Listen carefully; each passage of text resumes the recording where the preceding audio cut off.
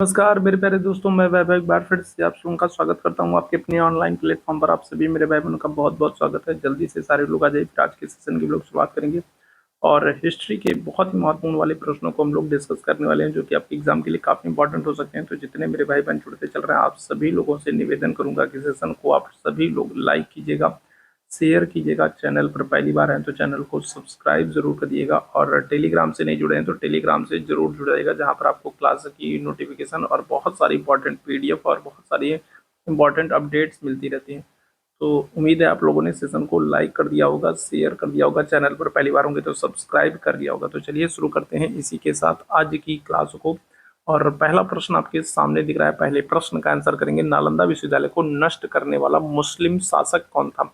देखो, नालंदा विश्वविद्यालय की अगर हम लोग बात करें तो इसका निर्माण कराया था गुप्त वंश के राजा कुमार गुप्त ने। ठीक है, नालंदा विश्वविद्यालय की हम लोग बात करें तो नालंदा विश्वविद्यालय का निर्माण कराया था गुप्त वंश के राजा कुमार गुप्त ने। ठीक है, लेकिन इसका विनाश किसने कराया? तो अलाउद्दीन खिलजी ने, मोहम्मद बिन तुगलक ने, मोहम्मद बिन बख्तियार खिलजी ने, या फिर मोहम्मद बिन कासिम ने। तो इस पहले प्रश्न के साथ शुरुआत करेंगे। चलिए जल्दी से सारे मेरे भाई आंसर करेंगे। क्या हो जाएगा? नालंदा विश्वविद्यालय को नष्ट करने वाला मुस्लिम शासक कौन था? क्या आंसर करिएगा? अलाउद्दीन खिलजी, मोहम्मद बिन तुगलक, मोहम्मद बिन बख्तियार खिलजी, या फिर मोहम्मद बिन कासिम। तो क्या हो जाएगा? तो करेक्ट आंसर कर दोगे ऑप्शन संख्या सी हो जाएगा, मोहम्मद बिन बख्तियार खिलजी। ठीक है, कौन हो जाएगा? तो मोहम्मद बिन बख्तियार खिलजी। आगे बढ़ेंगे दूसरे प्रश्न की तरफ।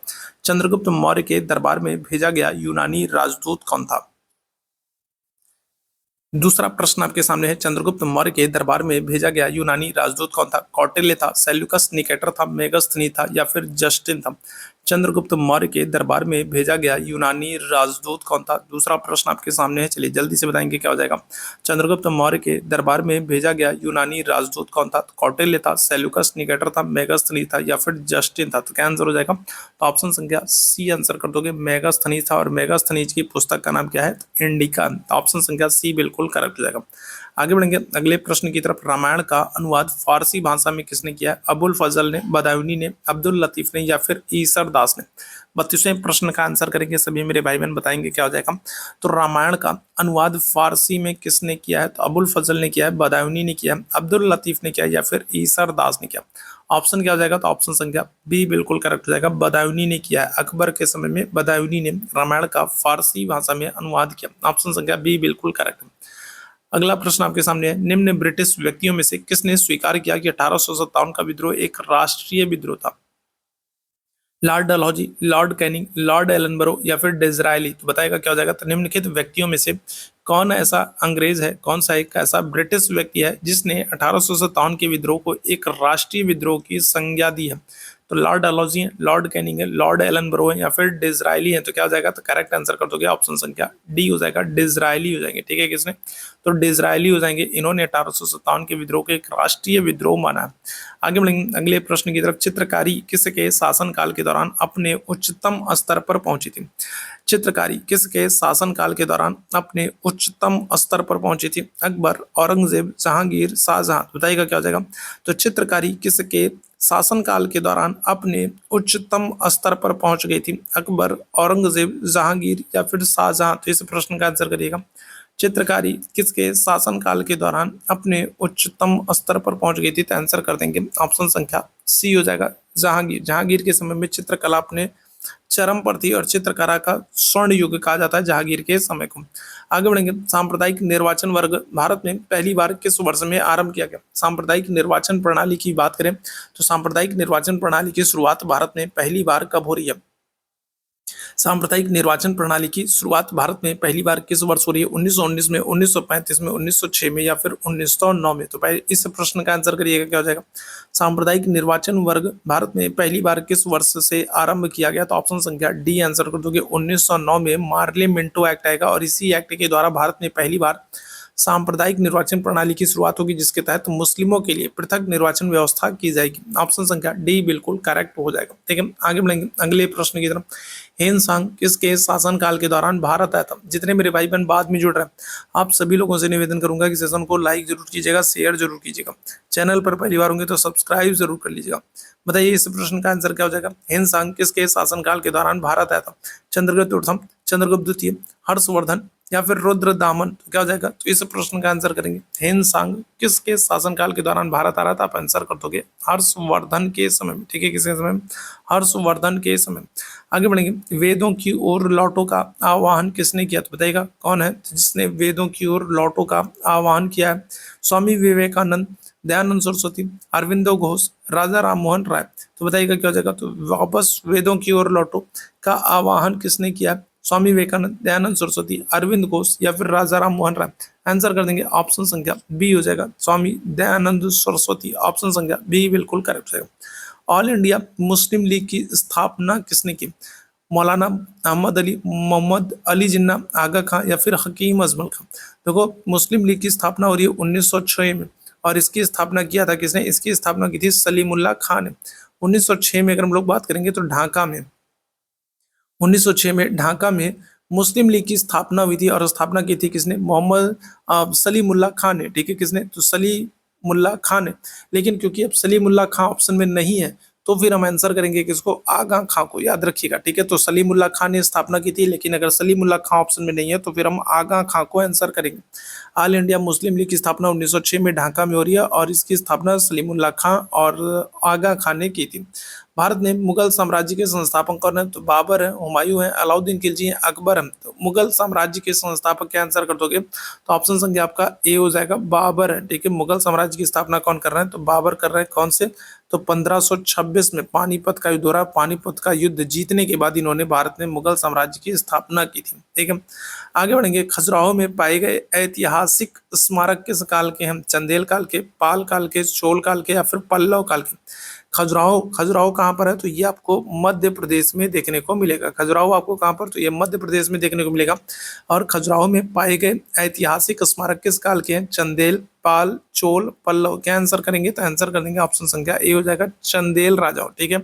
खजुराहो के मंदिर जो है वो चंदेल राजाओं के द्वारा बनवाए गए। पानीपत का तीसरा युद्ध किस वर्ष लड़ा गया? बताइएगा क्या हो जाएगा? तो पानीपत की तीसरी लड़ाई अगर हम लोग बात करें, देखो, पहली लड़ाई अगर आपसे पूछा जाए तो पानीपत की पहली लड़ाई हो रही है 1526 में, ठीक है। कब हो रही है? 1526 में हो रही है। दूसरी लड़ाई अगर आपसे पूछा जाएगा तो दूसरी लड़ाई हो रही है 1556 में। पानीपत की दूसरी लड़ाई कब हो रही है? तो आप आंसर करोगे 1556 में, ठीक है। और तीसरी लड़ाई अगर हम लोग बात करेंगे तो पानीपत की तीसरी लड़ाई कब होगी? तो आप आंसर कर दोगे ऑप्शन संख्या डी हो जाएगा, 1761 में। आगे बढ़ेंगे, भारत में सर्वप्रथम रेलवे लाइन का आरंभ किस वर्ष हुआ? बताएगा। तो अगर हम लोग बात करें रेलवे की शुरुआत कब हो रही है? भारत में रेलवे की शुरुआत, रेलवे लाइन का आरंभ किस वर्ष हो रहा है? 1857 में, 1853 में, 1966 में या फिर 1866 में। तो रेलवे लाइन जो है तो इसकी शुरुआत होगी डलहौजी के समय में, ठीक है। किसके समय में? तो डलहौजी के समय में हो रही है। और कब? तो आप आंसर कर दोगे ऑप्शन संख्या बी, 1853 में। मुंबई से थाने के बीच लगभग 34 किलोमीटर पहली बार एक ट्रेन चली थी, जिसका नाम क्या था? जिसका नाम था ब्लैक ब्यूटी, ठीक है।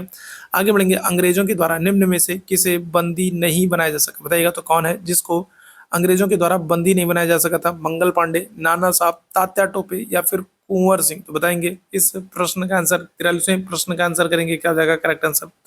चलिए जल्दी से बताएंगे क्या हो जाएगा। तो अंग्रेजों के द्वारा अगर हम लोग बात करें निम्न में से किसे बंदी नहीं बनाया जा सकता? मंगल पांडे, तात्या टोपे, नाना साहब या फिर कुंवर सिंह। 43वें प्रश्न की बात करेंगे, क्या आ जाएगा? 43वें प्रश्न में देखो, यहाँ पर दो ऑप्शन आपके सही होंगे। एक तो कुंवर सिंह को बंदी नहीं बना पाए थे अंग्रेज, एक तो ये भी ऑप्शन सही है। और दूसरा अगर हम लोग बात करें नाना साहब को भी अंग्रेजों ने बंदी नहीं बना पाए थे, क्योंकि ये, ठीक है, जब ये पराजित होते हैं तो पराजित होने के बाद ये नेपाल भाग जाते हैं। तो इस प्रश्न का दो आंसर सही हो जाना चाहिए, ठीक है। एक तो कुंवर सिंह होना चाहिए, कुंवर सिंह को भी बंदी नहीं बना पाए थे। और अगर हम लोग नाना साहब की बात करें तो नाना साहब भी जो है पराजित होने के बाद नेपाल भाग गए थे, ठीक है। तो यहाँ पर दो ऑप्शन सही होंगे। बाकी तात्या टोपे को बंदी बना लिया गया था और बाद में फांसी दे दी जाएगी, और मंगल पांडे को भी फांसी दे दी जाएगी। भारत के अंतिम गवर्नर जनरल कौन थे? चक्रवर्ती, राजगोपालाचारी, कैनिंग, डलहौजी, माउंटबेटन। भारत के अंतिम गवर्नर जनरल कौन है? तो चक्रवर्ती, राजगोपालाचारी, कैनिंग, डलहौजी, माउंटबेटन। 44वें प्रश्न का आंसर करेंगे, क्या हो जाएगा? तो अंतिम गवर्नर जनरल आपसे पूछ रहा है, तो अंतिम गवर्नर जनरल कौन है? तो आप आंसर कर दोगे ऑप्शन संख्या ए हो जाएगा, चक्रवर्ती राजगोपालाचारी। ये भारत में अंतिम गवर्नर जनरल है, इनके बाद कोई भी गवर्नर जनरल नहीं बना था।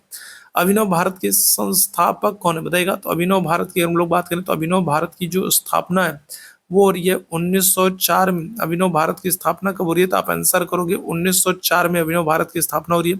और इसके संस्थापक कौन है? महात्मा गांधी। विनायक दामोदर सावरकर, लाला हरदयाल, बाल गंगाधर तिलक। अभिनव भारत के संस्थापक कौन है? महात्मा गांधी, विनायक दामोदर सावरकर, लाला हरदयाल, बाल गंगाधर तिलक। आंसर कर दोगे किसको? ऑप्शन संख्या बी आंसर कर दोगे, वी डी सावरकर को। ठीक है, विनायक दामोदर सावरकर ने अभिनव भारत की स्थापना की थी। ऑप्शन संख्या बी बिल्कुल करेक्ट है। आगे बढ़ेंगे। सत्यार्थ प्रकाश किस भाषा में लिखी गई? हिंदी, संस्कृत, बंगाली, असोमी। बताइएगा क्या हो जाएगा? 40वें प्रश्न का आंसर करेंगे तो सत्यार्थ प्रकाश किसकी पुस्तक है? तो आप आंसर कर दोगे किसकी? दयानंद सरस्वती की। ठीक है, सत्यार्थ प्रकाश किसकी पुस्तक है? तो आप आंसर कर दोगे दयानंद सरस्वती की पुस्तक है। और ये किस भाषा में लिखी गई? आपसे ये पूछ रहा है। ठीक है, सत्यार्थ प्रकाश किस भाषा में लिखी गई? हिंदी, संस्कृत, बंगाली, असोमी। तो आंसर कर दोगे ऑप्शन संख्या है हिंदी भाषा में। सत्यार्थ प्रकाश हिंदी भाषा में लिखी गई है और इसके लेखक जो है वो कौन है? दयानंद सरस्वती है। स्वर्ण मंदिर की स्थापना किसने की है? अर्जुन देव, गुरु गोविंद सिंह, गुरु नानक, गुरु तेग बहादुर। स्वर्ण मंदिर की स्थापना किसने की?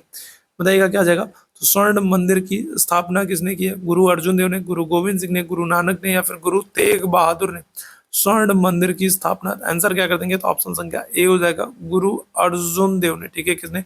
तो सिखों के ये 5वें गुरु थे। गुरु अर्जुन देव सिखों के 5वें गुरु थे और इनको जहांगीर के द्वारा फांसी दे दी जाएगी। ठीक है, ध्यान रखिएगा। तो सिखों के 5वें गुरु अर्जुन देव और इन्होंने स्वर्ण मंदिर की स्थापना की। ठीक है, और गुरु ग्रंथ साहिब का संकलन भी किया था। दीन इलाही की स्थापना कब हो रही? बताएगा। तो दीन इलाही नामक एक नया धर्म अकबर के द्वारा शुरू किया जा रहा है और इसकी स्थापना कब हो रही? 1682 में, 1782 में, 1582 में, 1882 में। दीन इलाही की स्थापना कब हो रही? क्या आंसर करेंगे? 1682, 1782, 1582, 1882। आंसर कर देंगे ऑप्शन संख्या क्या आ जाएगा? ऑप्शन संख्या सी बिल्कुल करेक्ट हो जाएगा, 1582 में। ऑप्शन संख्या सी बिल्कुल करेक्ट हो जाएगा। सत्यमेव जयते कहाँ से लिया गया? सत्य की ही विजय होती है। सत्यमेव जयते कहाँ से लिया गया? कठोपनिषद, ऐत्रेयोपनिषद, मांडुक्योपनिषद, या फिर मुंडकोपनिषद। क्या हो जाएगा? तो सत्यमेव जयते कहाँ से लिया गया? क्या आंसर करेंगे? चलिए जल्दी से सारे मेरे भाई आंसर करेंगे। जितने मेरे भाई बाद में जुड़े हैं, जितने लोगों ने सेशन को लाइक और शेयर नहीं किया, तो आप लोगों से निवेदन करूंगा कि सेशन को एक बार आप लोग लाइक और शेयर जरूर कर दीजिएगा। बताएं क्या हो जाएगा इस प्रश्न का आंसर? सत्यमेव जयते कहाँ से लिया गया? आंसर कर देंगे ऑप्शन संख्या डी, मुंडकोपनिषद से। ठीक है, कहाँ से? तो आंसर कर देंगे ऑप्शन संख्या डी, मुंडकोपनिषद से सत्यमेव जयते लिया गया। भारत में सोने के सिक्के का प्रचलन सबसे पहले किसने कराया? कुषाण राजाओं ने, शक राजाओं ने, पार्थियनों ने, या फिर यवनों ने? 50वें प्रश्न का आंसर करेंगे तो भारत में सोने का सिक्का सबसे पहले किसने चलवाया? इस प्रश्न का आंसर करेंगे। बताइएगा क्या हो जाएगा? भारत में सोने का सिक्का सबसे पहले किसने चलवाया? कुषाण राजाओं ने, शकों ने, पार्थियनों ने, या फिर यवनों ने? तो आंसर कर देंगे हिंद यवनों ने। ठीक है, इंडो ग्रीक जो यवन राजा है, इंडो ग्रीक हिंद यवन जो राजा है, उन्होंने सबसे पहले सोने के सिक्के का प्रचलन कराया। ऑप्शन संख्या डी बिल्कुल करेक्ट हो जाएगा। ठीक है, आगे बढ़ेंगे। चित्तौड़ के प्रसिद्ध कीर्ति स्तंभ का निर्माण किसने कराया? बताइएगा क्या हो जाएगा? तो चित्तौड़ के प्रसिद्ध कीर्ति स्तंभ, अगर आपसे डायरेक्ट भी पूछा जा सकता है कि कीर्ति स्तंभ कहाँ पर, तो कीर्ति स्तंभ जो है तो ये चित्तौड़ में। ठीक है, कहाँ पर? तो कीर्ति स्तंभ की बात करेंगे तो चित्तौड़ में। और इसका निर्माण किसने कराया? महाराणा प्रताप ने, महाराणा कुंभा ने, महाराणा उदय सिंह, या फिर जय सिंह। तो आंसर क्या हो जाएगा? आंसर कर दोगे ऑप्शन संख्या बी, महाराणा कुंभा ने। ठीक है, किसने? तो ऑप्शन संख्या क्या कर दोगे? तो बी आंसर कर दोगे, महाराणा कुंभा ने। ठीक है, कीर्ति स्तंभ का निर्माण कराया चित्तौड़ में। आगे बढ़ेंगे। भारतीय राष्ट्रीय कांग्रेस के 1929 के ऐतिहासिक लाहौर अधिवेशन की अध्यक्षता किसने की थी? बताइएगा क्या हो जाएगा? तो भारतीय राष्ट्रीय कांग्रेस के 1929 के ऐतिहासिक लाहौर अधिवेशन की अध्यक्षता किसने की थी? और यह अधिवेशन अत्यंत महत्वपूर्ण है क्योंकि इसी अधिवेशन में पहली बार क्या हो रहा है? पहली बार पूर्ण स्वराज का लक्ष्य प्रस्तुत किया जाएगा। ठीक है, क्या हो जाएगा? तो पूर्ण स्वराज का लक्ष्य पहली बार इसी कांग्रेस के लाहौर अधिवेशन में 1929 में प्रस्तुत किया जाएगा। और कौन इसकी अध्यक्षता करेगा? तो आंसर कर देंगे जवाहरलाल नेहरू। ऑप्शन संख्या डी बिल्कुल करेक्ट है। आगे बढ़ेंगे। निम्नलिखित में से किस विश्वविद्यालय की स्थापना 1857 में हुई थी? बताइएगा क्या आ जाएगा? तो कौन सा विश्वविद्यालय है जिसकी स्थापना 1857 में हुई है? दिल्ली विश्वविद्यालय, कलकत्ता विश्वविद्यालय, इलाहाबाद विश्वविद्यालय, या फिर पंजाब विश्वविद्यालय? कौन सा विश्वविद्यालय है जिसकी स्थापना 1857 में हो रही? देखो 1857 की अगर हम लोग बात करें तो 1857 में 3 विश्वविद्यालय की स्थापना होगी। ठीक है, क्या होगा? तो 3 विश्वविद्यालय की स्थापना होगी। कौन कौन सा है? तो एक तो आपका कलकत्ता है। ठीक है, कौन सा है? तो एक तो कलकत्ता है। दूसरा अगर हम लोग बात करेंगे तो बम्बई है। ठीक है, बम्बई है। और तीसरा अगर हम लोग बात करेंगे तो मद्रास है। अंग्रेजों की 3 प्रेसिडेंसियां हुआ करती थी, कलकत्ता, बम्बई और मद्रास। और तीनों प्रेसिडेंसियों में 1857 में 1857 में एक एक विश्वविद्यालय की स्थापना होगी। यहाँ पर करेक्ट आंसर हो जाएगा आपका कलकत्ता विश्वविद्यालय। ठीक है, क्या हो जाएगा, ऑप्शन संख्या बी आंसर करेंगे। इंडिया विंस फ्रीडम किसकी आत्मकथा है? अबुल कलाम आजाद, जाकिर हुसैन, सैयद अहमद खान या फिर F.A. Ahmad. India wins freedom किसकी आत्मकथा? अबुल कलाम आजाद, जाकिर हुसैन, सैयद अहमद खान या फिर F.A. अहमद। आंसर क्या हो जाएगा? आंसर कर देंगे Abul Kalam Azad. India wins freedom Abul Kalam Azad की पुस्तक है, बहुत ही महत्वपूर्ण है। ठीक है, प्रागैतिहासिक काल के अंतर्गत किन संस्कृतियों को रखा जाता है? कांस्य, लौह, पाषाण या फिर ताम्र। क्या हो जाएगा? प्रागैतिहासिक काल के अंतर्गत कौन सी संस्कृति को रखा जाता है, बताइएगा। इस प्रश्न का आंसर करेंगे, क्या हो जाएगा? देखो, प्रागैतिहासिक काल में अगर हम लोग बात करेंगे तो प्रागैतिहासिक काल में क्या होता है? पाषाण काल आता है। ठीक है, आपका पूरा पाषाण काल आता है, फिर आपका मध्य पाषाण काल आता है और आपका नौ पाषाण काल आता है। और इन सभी कालों में अगर हम लोग बात करेंगे तो मानव क्या करता था? मानव पाषाण के पत्थर के औजारों का उपयोग करता था। तो ये सब क्या हो जाएंगे? प्रागैतिहासिक काल जो है वो पाषाण संस्कृति में शामिल किया जाएगा। ऑप्शन संख्या सी यहाँ पर बिल्कुल करेक्ट है। मानव सभ्यता के विकास की प्रथम अवस्था कौन सी थी? पशुचारण अवस्था, शिकार अवस्था, कृषि अवस्था या फिर औद्योगिक अवस्था। तो मानव सभ्यता के विकास की प्रथम अवस्था क्या होती थी, बताइएगा, क्या हो जाएगा? इस प्रश्न का आंसर करेंगे। मानव सभ्यता के विकास की प्रथम अवस्था क्या थी? पशुचारण अवस्था, शिकार अवस्था, कृषि अवस्था या फिर औद्योगिक अवस्था। तो आपको पता है मानव सबसे पहले क्या करेगा? तो सबसे पहले शिकार करना शुरू करेगा। पहली जो प्रारंभिक अवस्था थी वो शिकार अवस्था थी। ऑप्शन संख्या बी यहाँ पर बिल्कुल करेक्ट है। आगे बढ़िएगा। प्रागैतिहासिक काल के उपकरण एवं हथियार किससे बनाए जाते थे, बताइएगा। तो अभी मैंने आप लोगों को बताया कि प्रागैतिहासिक काल में आपको क्या हो जाएगा? प्रागैतिहासिक काल का मतलब पाषाण काल से, और यहाँ पर आपको क्या हो जाएगा? तो यहाँ पर आपको पूरा पाषाण काल, ठीक है, मध्य पाषाण काल और नव पाषाण काल देखने को मिलेगा। और पाषाण का मतलब ही क्या होता है? पाषाण का मतलब ही होता है पत्थर। पाषाण का मतलब ही क्या होता है? पाषाण का मतलब ही होता है पत्थर। तो इस काल में पत्थर के औजार बनते थे। ऑप्शन संख्या डी बिल्कुल करेक्ट हो जाएगा। प्राचीन मानव ने सर्वप्रथम किस पशु को पालतू बनाया? बैल, कुत्ता, सिंह या फिर घोड़ा। तो मानव का पहला पालतू पशु कौन था, देखा? तो मानव का पहला पालतू पशु क्या था? बैल था, कुत्ता था, सिंह था या फिर घोड़ा था।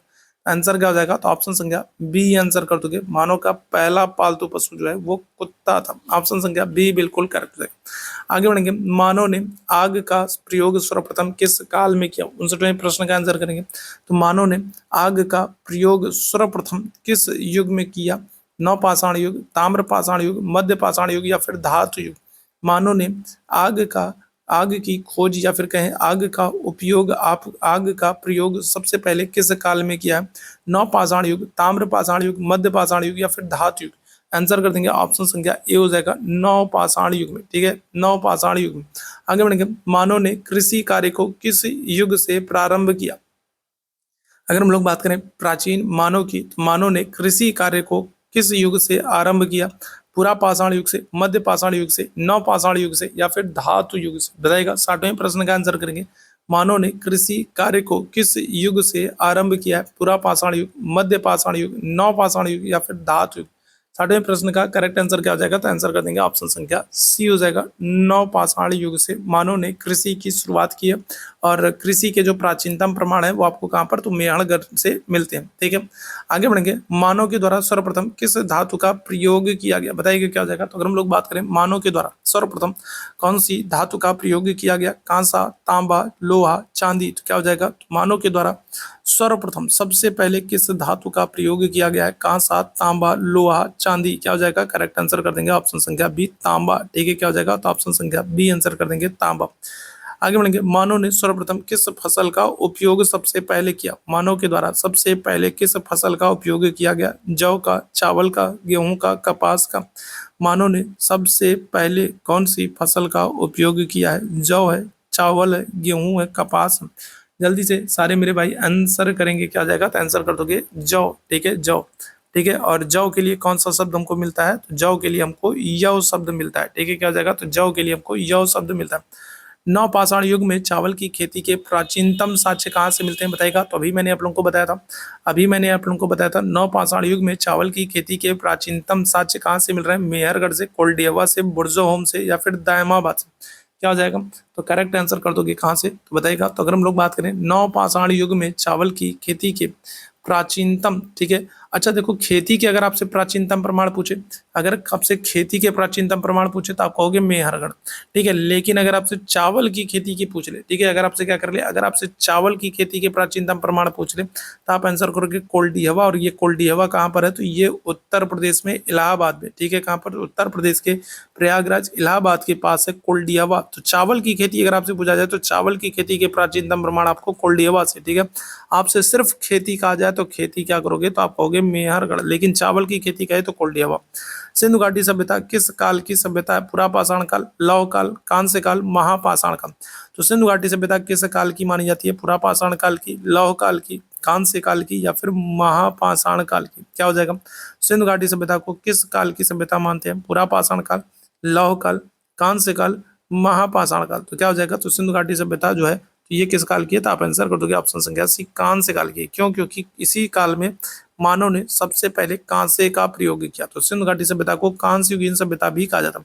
हड़प्पा की खुदाई सर्वप्रथम कब हुई है, हड़प्पा की खुदाई सर्वप्रथम किस वर्ष हुई है, 1930 में, 1925 में, 1922 में, या फिर 1921 में। हड़प्पा की खुदाई सर्वप्रथम कब हुई है, बताइएगा क्या हो जाएगा। हड़प्पा की खुदाई सर्वप्रथम कब हुई है, तो 1930 में, 1925 में, 1922 में, 1921 में। आंसर कर देंगे ऑप्शन संख्या डी हो जाएगा 1921 में दयाराम साहनी ने हड़प्पा की खुदाई की थी, ठीक है।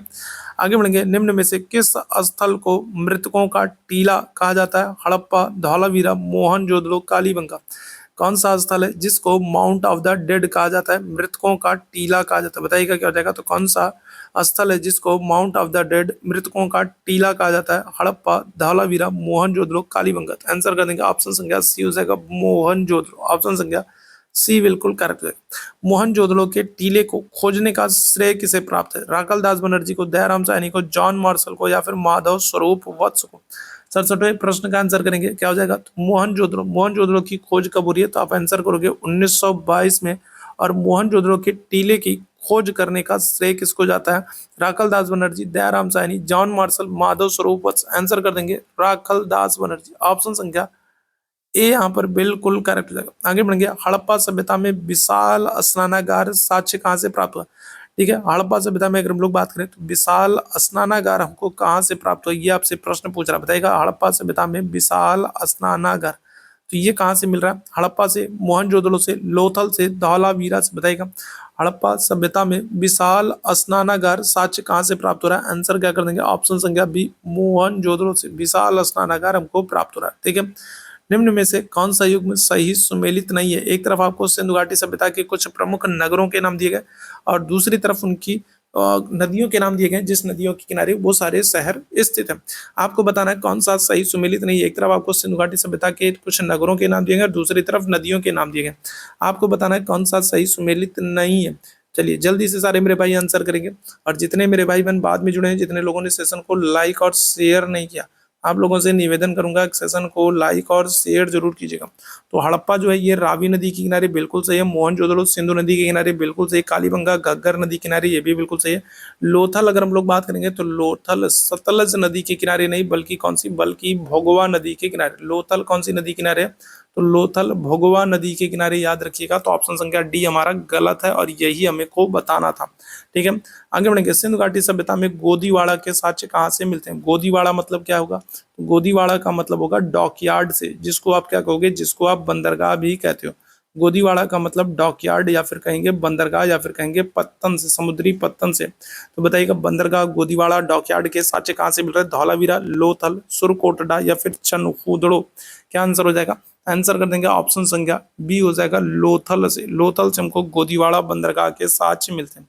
निम्न में से किस धातु का प्रयोग हड़प्पा के लोग नहीं करते थे, बताइएगा। तो हड़प्पा सभ्यता के लोग किस धातु का प्रयोग नहीं करते थे, सोना, कांसा, चांदी, लोहा। क्या हो जाएगा, हड़प्पा सभ्यता के लोग कौन सी धातु का प्रयोग नहीं करते थे, सोना, चांदी, कांसा, लोहा। क्या हो जाएगा, करेक्ट आंसर कर देंगे ऑप्शन संख्या डी हो जाएगा लोहा, ठीक है। लोहे की खोज उत्तर वैदिक काल में होगी, ठीक है। क्या हो जाएगा, तो लोहे की खोज उत्तर वैदिक काल में होगी। सिंधु घाटी सभ्यता में लोहे की खोज नहीं हुई थी, इसके प्रमाण नहीं मिलते हैं। तो ऑप्शन संख्या क्या हो जाएगा, तो डी आंसर हो जाएगा, क्लियर है। तो ये था आज का महत्वपूर्ण सेशन। उम्मीद है सेशन आप लोगों को पसंद आया होगा। सेशन पसंद आया हो तो लाइक करें, शेयर करें, चैनल पर पहली बार है तो सब्सक्राइब जरूर कर लें, ताकि जब भी हम लोग लाइव आते हैं तो उसकी नोटिफिकेशन आपको मिल सके। टेलीग्राम का चैनल का लिंक आपको चैट बॉक्स में दिख रहा है, तो टेलीग्राम चैनल से नहीं जुड़े हैं तो जरूर जुड़ जाइए।